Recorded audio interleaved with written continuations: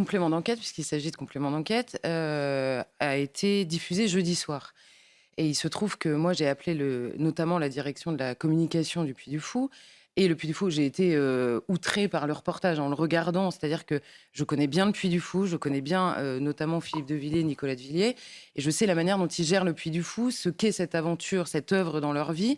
Et il y avait des accusations qui étaient clairement, alors soit distillées, parce que la malhonnêteté, parfois, vous savez, ça passe par... On dit quelque chose au début du reportage, on se contredit soi-même au bout de 3/4 d'heure, et donc à la fin, ça laisse une espèce d'impression. Et par exemple, il y a beaucoup d'insinuations sur le fait que les Villiers se sont enrichis sur le dos des bénévoles, puisque, vous savez, le Puy du Fou fonctionne. Vous avez d'un côté le parc, avec des salariés, notamment les gens qui animent le parc, et le soir, il y a la cinécénie, le grand spectacle de nuit, qui est animé par 4300 bénévoles depuis 45 ans. Donc déjà, quand on arrive, on se dit, il y a un sujet, en effet, sur ce bénévolat, c'est-à-dire qu'est-ce qui anime autant de gens depuis 45 ans pour offrir un spectacle qui est par ailleurs absolument sublime tous les soirs de l'été, enfin les soirs de week-end de l'été. Et eux, ils sont arrivés en attaquant sur 3 choses. Un, évidemment, c'est l'attaque qui justifie toutes les autres, c'est le différent idéologique sur la lecture de l'histoire, notamment sur la lecture des guerres de Vendée. Et alors, par exemple, je vais vous donner un exemple de ce que je disais précédemment. Le journaliste commence et dit « Pour les Villiers, les Vendéens ont été massacrés ». Alors, c'est vrai pour les Villiers, c'est vrai pour tous les historiens du monde, en fait.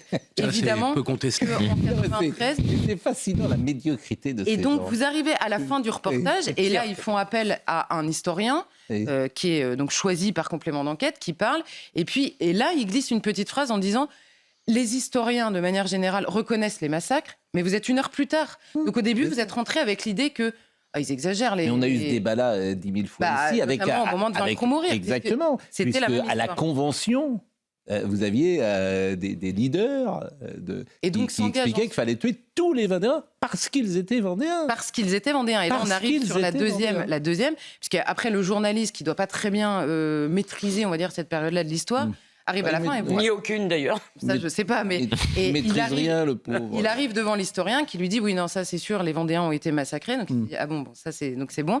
Donc ça bascule sur le mot génocide que vous disiez. Est-ce qu'ils ont été tués parce qu'ils étaient Vendéens? Est-ce qu'on voulait tuer tous les Vendéens pour cette raison? Et là, en effet, il y a un débat historique. Voilà. Et donc le journaliste sur l'emploi du mot, pas sur l'ampleur des massacres, pas sur tout ça. Et donc là, le journaliste va voir Nicolas de Villiers et insiste sur ce point et sur ce point seulement. Et Nicolas de Villiers lui dit, écoutez, moi je suis président du Puy du Fou, donc je renvoie aux historiens le débat sur le génocide. Mais non, évidemment, le journaliste insiste et creuse là-dessus. Et donc à la fin, vous vous êtes perdu. Vous vous dites, mais en fait, les Villiers disent n'importe quoi sur l'histoire. Et ensuite, on arrive en disant, puisqu'ils disent n'importe quoi sur l'histoire, ils ont totalement verrouillé le parc. Et là, on entre dans une phase d'attaque et d'insinuation sur le fait que les Villiers se seraient fait beaucoup d'argent sur le dos des bénévoles, ce qui est parfaitement faux. Et il y a notamment une partie qui est absolument diffamatoire. Et d'ailleurs, Philippe de Villiers, c'est Gilles-William Goldnadel qui a annoncé qu'il avait porté plainte contre France 2. Oui. Mais alors là, l'histoire aussi est intéressante. C'est-à-dire que vous arrivez et les journalistes, en gros, mettent dans le reportage que Philippe de Villiers, en clair, en 2012... pose la question de savoir que va devenir sa propriété intellectuelle. C'est lui qui a écrit tous les spectacles, c'est un parc qui fonctionne extrêmement bien, qui génère de l'argent. Et Philippe de Villiers a un cancer en 2012. Il apprend qu'il a un cancer. Donc il pose la question à son conseil juridique. Que va devenir ma propriété intellectuelle? Le conseil lui dit, ça va rentrer dans votre héritage. Philippe de Villiers a beaucoup d'enfants. Et il dit, je ne veux pas que mes enfants puissent un jour vendre cette propriété intellectuelle contre le Puy du Fou, entre guillemets. Donc c'est le contraire, en fait. C'est de la pure prévention à l'époque. Et il fait évaluer par le tribunal de commerce sa propriété intellectuelle. À l'époque, c'est 13,5 millions d'euros, en gros. Et là, il les cède. Il cède cette propriété intellectuelle à une association qui détient le Puy du Fou. Et là, dans le reportage, ils font parler une ancienne bénévole qui dit, en gros, à l'époque, il vend donc sur le dos des gens qui font le parc pour 14 millions d'euros. Donc, vous et moi, on comprend, il s'est fait 14 millions d'euros.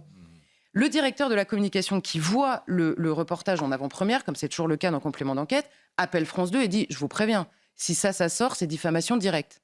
Alors, il retire le petit bout de phrase du reportage, mais malheureusement pour eux, ils ont oublié de le retirer du site internet. Donc, tout le papier qui raconte l'écrit noir sur blanc que Philippe de Villiers clairement, a pris ces 14 millions d'euros alors qu'il les a donnés.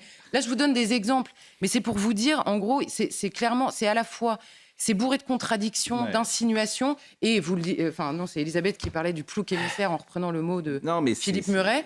À la fin, les bénévoles avec qui ils passent des heures, ils ont passé des heures de tournage avec les bénévoles, et ça devient 10 secondes.